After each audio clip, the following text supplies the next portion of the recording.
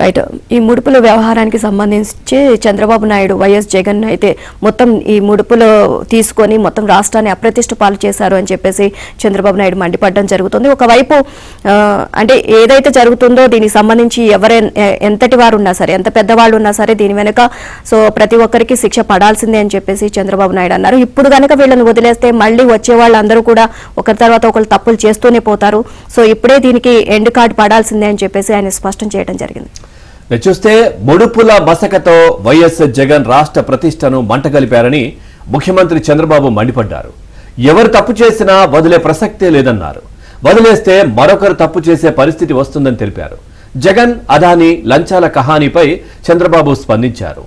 సౌర విద్యుత్ టెండర్ల వ్యవహారంలో గత జగన్ ప్రభుత్వానికి 1750 కోట్ల మేర ముడుపులు అందాయని, అమెరికా కోర్టులో అక్కడి ప్రభుత్వ సంస్థలు ఛార్జ్షీట్ దాఖలు చేసిన నేపథ్యంలో జగన్ను ఇక్కడ ప్రాసిక్యూట్ చేస్తారా అని మీడియా ప్రతినిధులు ప్రశ్నించగా, అన్ని కోణాల నుంచి పరిశీలిస్తున్నామని, ఏం చెయ్యగలమన్న దానిపై న్యాయ నిపుణుల సలహాలు తీసుకుంటున్నామన్నారు.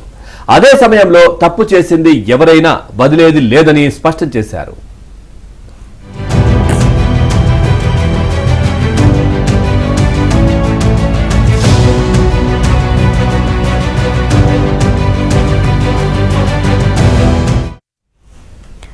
ప్రభుత్వ హయాంలో సెకీతో కుదుర్చుకున్న ఒప్పందాలు రాష్ట్రానికి భారంగా మారే ప్రమాదం ఉందని వార్తలు వస్తున్న నేపథ్యంలో వాటిని రద్దు చేస్తారా అన్న ప్రశ్నకు ఆయన ఆచితూచి స్పందించారు. పెట్టుబడులు పెట్టేవారి విశ్వాసం దెబ్బతినకుండా అదే సమయంలో ప్రజల కోణంలో కూడా ఆలోచించి నిర్ణయానికి వస్తామని అన్నారు. అన్ని వైపుల నుంచి ఆలోచిస్తామని తెలియజేశారు.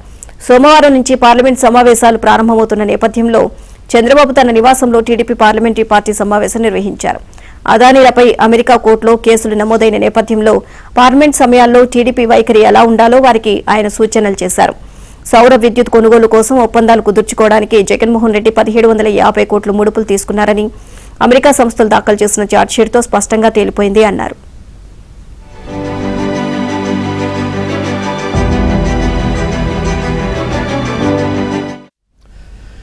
జగన్ అవినీతిని, ముడుపుల వ్యవహారాన్ని బలంగా ఎండగట్టాలని, అదే సమయంలో బీజేపీ ఇబ్బంది పడకుండా చూడాలన్నారు.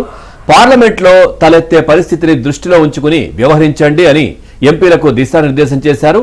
కేంద్రం తీసుకురానున్న వక్ఫ్ బిల్లుపై ముస్లిం వర్గాల మనోభావాలను తాను ఇప్పటికే కేంద్ర ప్రభుత్వ పెద్దలకు వివరించారని, ఇలాంటివి చాలా అంశాలు కూడా నిన్న పార్లమెంట్ పార్టీ సమావేశంలో కూడా చంద్రబాబు నాయుడు ఆ టీడీపీ పార్టీ పార్లమెంటు సభ్యులకు కూడా సూచించినటువంటి పరిస్థితి కనిపించింది. ఓవరాల్గా ఈ అంశానికి సంబంధించి మరింత సమాచారాన్ని మా ఏపీ బ్యూరో చీఫ్ రామారావు అందిస్తారు. Ramarao, good morning. పూర్తి డీటెయిల్స్ ఏంటి?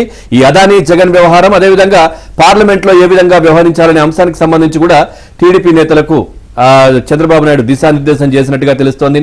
ఓవరాల్ గా అప్డేట్స్ ఏంటి? Very good morning. Jagan Adani లంచాల కహానీపై ముఖ్యమంత్రి చంద్రబాబు నాయుడు నిన్న 3 ప్రాంతాల్లో స్పందించారు. ఒకటి, అసెంబ్లీలో శాసనసభ్యులు లేవనెత్తిన అంశంపై ముఖ్యమంత్రి మాట్లాడటంతో పాటు ఆ తర్వాత మీడియా ప్రతినిధులతో కూడా అసెంబ్లీ సమావేశాలు పూర్తయిన తర్వాత ఇష్టాగోష్ఠిగా మాట్లాడారు.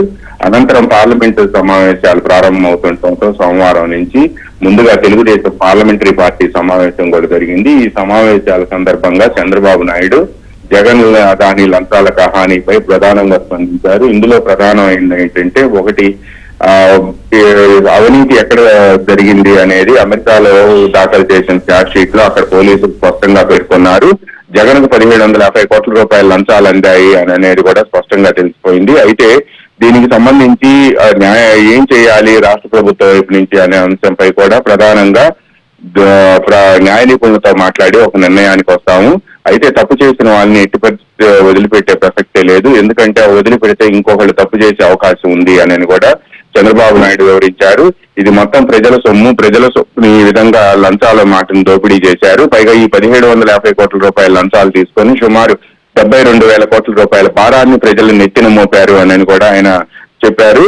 ఇదే సమయంలో దీనికి సంబంధించి పీపీఏలు అంటే పవర్ పర్చేజ్ అగ్రిమెంట్స్ ని రద్దు చేస్తారా, అదానీతో కుదుర్చుకున్న పవర్ పర్చేజ్ అగ్రిమెంట్స్ ని రద్దు చేయడం జరుగుతుందా, ఎందుకంటే వాటి వలన రాష్ట్ర ప్రజలపై 72,000 కోట్ల రూపాయల భారం పడుతుంది అని చెప్పి మీడియా ప్రతినిధులు ప్రశ్నించిన సమయంలో ఇన్వెస్టర్లు ఎవరైతే పెట్టుబడిదారులు ఉన్నారో వాళ్ళ నమ్మకం కోల్పోకుండా మనం యాక్ట్ చేయాల్సి ఉంటుంది అని కూడా దీనికి సంబంధించి ఏం చేయాలి, ఎలా చేయాలి అనే అంశంపై కూడా న్యాయ నిపుణులతో మాట్లాడుతున్నాము. ఆ అగ్రిమెంట్లతో పాటు అంతకు ముందు కుదిరిన సెకీ ఒప్పందం ఏంటి అనేది కూడా పూర్తి స్థాయిలో సమగ్రంగా అధ్యయనం చేయడంతో పాటు అమెరికా నుంచి ఏదైతే ఛార్జ్ షీట్ దాఖలు చేశారో పూర్తి స్థాయిలో తెప్పించి ఆ పేపర్లన్నింటినీ పరిశీలించిన తర్వాత ఒక నిర్ణయానికి వస్తామని చెప్పారు. పార్లమెంట్ సమావేశాల్లో కూడా కాంగ్రెస్ పార్టీ అంశాన్ని ప్రధానంగా లేవనెత్తే అవకాశం ఉండటంతో జగన్ 1750 కోట్ల రూపాయల ముడుపులు తీసుకున్న అంశంపై పార్లమెంట్ లో పూర్తి స్థాయిలో లేవనెత్తాలి అని కూడా చంద్రబాబు నాయుడు పార్లమెంట్ సభ్యులు సూచించారు. ఇదే సమయంలో బీజేపీకి ఎటువంటి ఇబ్బంది కలగకుండా చూడాలి అని కూడా ఆయన స్పష్టం చేశారు.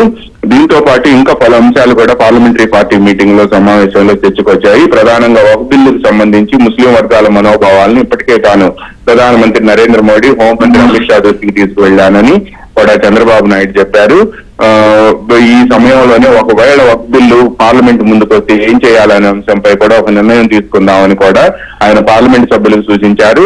ఆయా సమయాల్లో పార్లమెంట్ లో లేవనెత్తి వచ్చే అంశాలను మనం ఏ విధంగా పరిగణలోకి తీసుకోవాలి, వాటి మీద ఏ విధంగా స్పందించాలనే అంశంపై కూడా ఒక నిర్ణయం అప్పటికప్పుడు మాట్లాడుకొని తీసుకుందామని కూడా చంద్రబాబు నాయుడు పార్లమెంట్ సభ్యులకు సూచించారు. ప్రధానంగా జగన్ కు సంబంధించి ఏం చేయాలి అంటే అదానీ ముడుపుల వ్యవహారంలో ఏం చేయాలి అనే అంశంపై మాత్రం తప్పనిసరిగా న్యాయ నిపుణులతో ఇప్పటికే సంప్రదిస్తున్నాము, తపాల వారీగా వాళ్ళతో మాట్లాడుతున్నాము. అక్కడి నుంచి పేపర్స్ వచ్చిన తర్వాత ఒక నిర్ణయం తీసుకుందామని కూడా చంద్రబాబు నాయుడు పార్లమెంట్ సభ్యులకి, అదే విధంగా మంత్రివర్గ సహచరులతో పాటు నిన్న అసెంబ్లీలో కూడా the floor of the house కూడా ఆయన ఇదే విషయాన్ని స్పష్టంగా చెప్పారు పవన్.